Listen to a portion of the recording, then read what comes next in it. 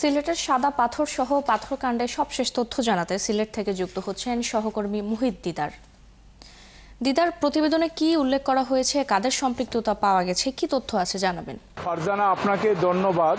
বিগত কয়েকদিন থেকে সিলেটে যে নজিরবিহীন লুটপাটের ঘটনা ঘটছে, এই লুটপাটের পর সিলেটের জেলা প্রশাসন যে তদন্ত কমিটি গঠন করেছিলেন, 3 সদস্যের তদন্ত কমিটি, সেই কমিটি গতকাল বুধবার বিকেলে তারা একটি প্রতিবেদন দিয়েছেন জেলা প্রশাসকের কার্যালয়ে।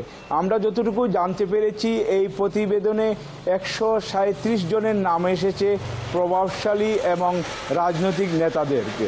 এবং গতকালকে আমরা বিকেলের দিকে বিএমপি তারা একটি সাংবাদিক সম্মেলন করেছে এবং তারা এই পাথর লুটপাটের মধ্যে তাদের কোনো সম্পর্ক নাই বলে জানিয়েছে। এদিকে আজকে জামাতে ইসলামী তারা সাংবাদিক সম্মেলন করবে, তাদের 2 জন নেতার নাম এসেছে।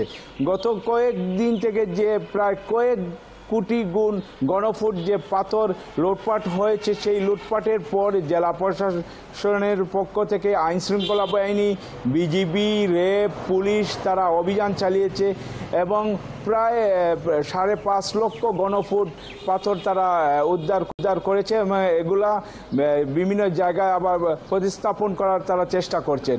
এবং এদিকে লুটপাটের পর থেকে সিলেটে আসলে একটি গতকালকে যে বিকেলে যে প্রতিবেদন দাখিল দেওয়া হয়েছে, এই প্রতিবেদনের পর থেকেই সিলেটের সাধারণ মানুষ একটি আলোচনার কেন্দ্রবিন্দু হয়েছে যে সরকার যারা লুটপাটকারী ছিল তাদের কি ব্যবস্থা নেবে সেটা দেখার চেষ্টা করছে। আমি আরেকটা কথা জানিয়ে রাখি যে গতকালকে সিলেটের নতুন জেলা প্রশাসক যিনি সরওয়ার আলম, গতকাল রাতে তিনি সিলেটে এসে পৌঁছেছেন। আজকে আমরা জানতে পেরেছি যে হয়তোবা আজকে তিনি দায়িত্ব গ্রহণ করবেন। এবং জানেন যে সিলেটের যে কয়েকটি স্থান যে পর্যটক এলাকা আছে, জয়ন্তা, জাফলং, গোয়াইনঘাট এবং সাদা পাথর, এইগুলাতে প্রচুর ব্যাপকভাবে যে লুটপাট হয়েছে। এই লুটপাটের পর থেকেই সাধারণ মানুষের একটি খুব জন্মেছে, সাধারণ মানুষ, সিলেটের মানুষ, সারা দেশের মানুষের মধ্যে।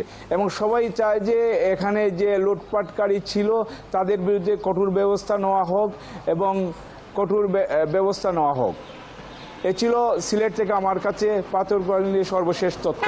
ধন্যবাদ দিদার আমাদের সাথে যুক্ত হওয়ার জন্য। দর্শক, সিলেট থেকে যুক্ত হয়েছিলেন সহকর্মী মুহিত দিদার।